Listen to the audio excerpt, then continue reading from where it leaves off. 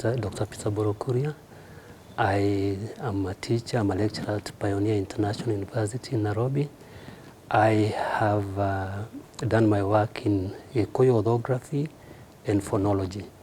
And so that is the basis from which I come to this workshop.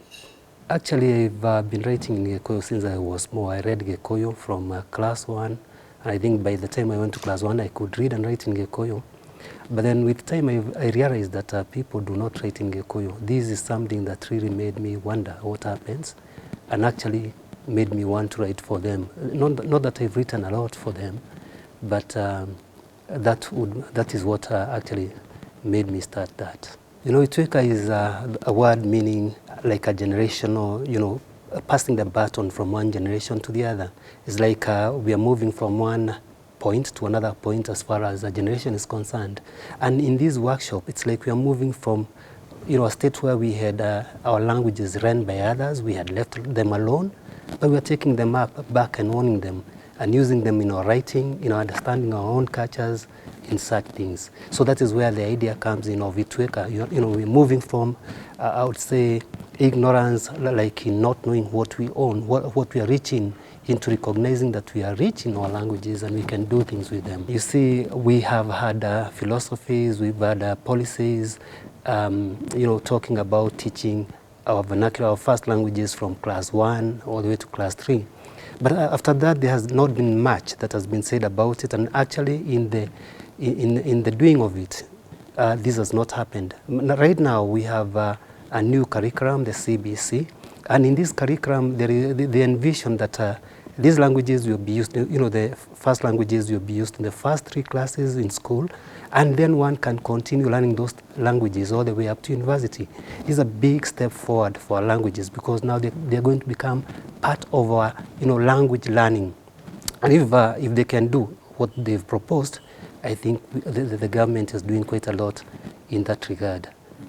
Maybe that one I would want to give maybe a small story. Something that happened to me. I was working at one point in a country in Northern Africa, and you know, I could not speak the Arabic that was being spoken around there. I couldn't speak the French. And then there's some people like me, and then I had somebody speak in Swahili. Right away, I knew that person came from East Africa, came from my country possibly, and to go further, I spoke to him in Swahili. When I heard his dialect, you know, the way he speaks his Swahili, I jumped into my mother tongue.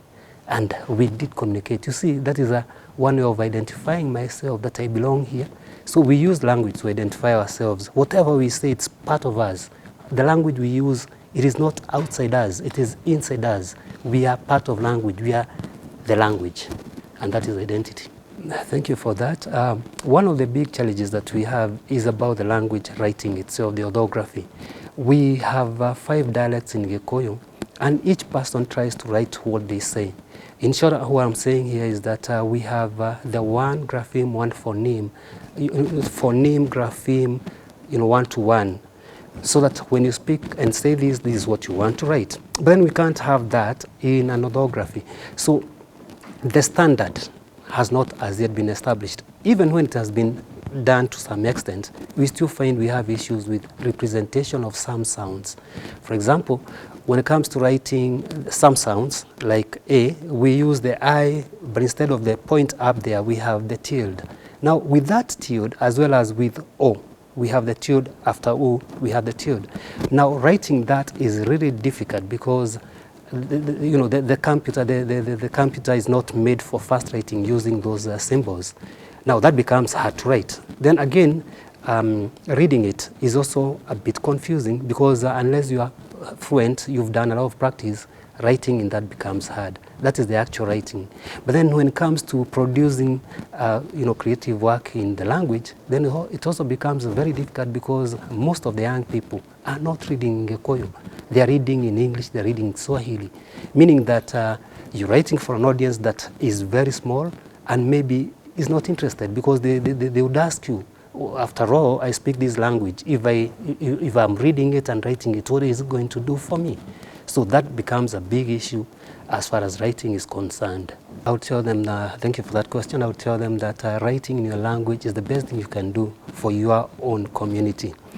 one thing when you write in your language, it's not about making money, it's about conserving that language. You know, languages are dying.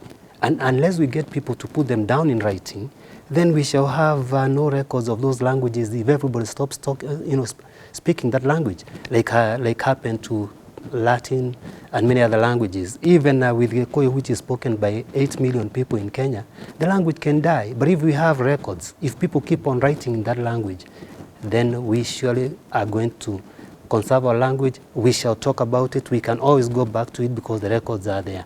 That's what I would advise them, not to look for the money, but to go for more than the money, to go for conserving the language and so on.